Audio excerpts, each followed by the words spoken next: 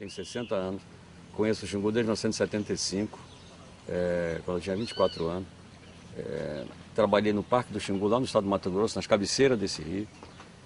A partir da década de 80, eu comecei a trabalhar com os povos indígenas aqui da região de Altamira, no Médio Xingu. O Xingu é o rio da diversidade nacional, assim como São Francisco foi chamado de rio da integração nacional, né?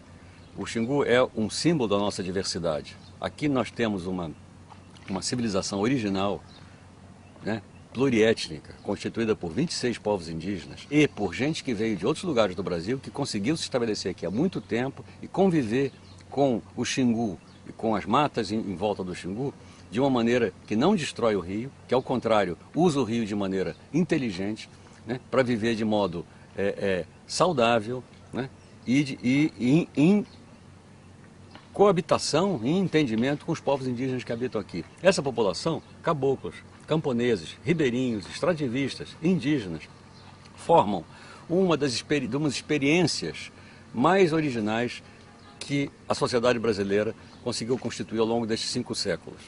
O Xingu é o rio que representa para o Brasil, né, o futuro. As obras que estão se fazendo aqui, as fazendas de gado que estão se abrindo na região de São Félix do Xingu, as fazendas de soja que estão envenenando o rio com agrotóxicos lá nas cabeceiras do Mato Grosso, isso é o passado.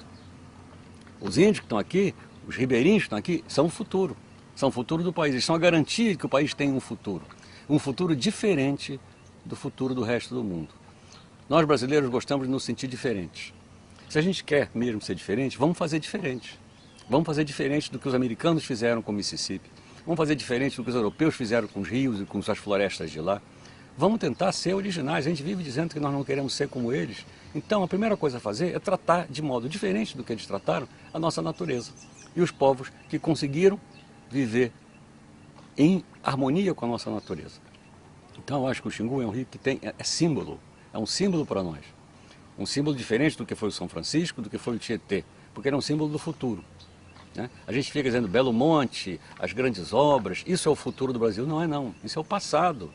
Porque isso é uma cabeça que está no passado. É uma cabeça que está imitando os países que se desenvolveram no século passado. Nós estamos achando que dá para fazer igual. Não dá para fazer igual, não precisa fazer igual, não pode fazer igual, não deve fazer igual. Não tem nenhuma razão para a gente ficar sendo Estados Unidos de segunda classe, Europa de terceira classe, né? Não tem nenhuma razão para a gente fazer isso. Nós temos que inventar o nosso caminho. E o nosso caminho passa pela defesa das soluções originais que nós encontramos aqui no Xingu e em rios como o Xingu. São Francisco é um rio que foi seco, barrado, desviado, né, assoreado, e hoje está sendo transposto, ou seja, estão invertendo o curso dele, né, com consequências que a gente não sabe quais são, mas que muito provavelmente serão muito ruins. O Tietê, palavra que na língua tupi significa água grande, água de verdade, rio de verdade, né, hoje é um rio que pode se chamar de tudo, menos de rio de verdade, né? Virou um esgoto a céu aberto, né? Um rio que foi destruído pelas cidades que o cortam, né? E que hoje é um rio que as pessoas praticamente desistiram de curar. O Xingu é um rio diverso, um rio variado, um rio pluriétnico. Defender o Xingu é defender o Brasil.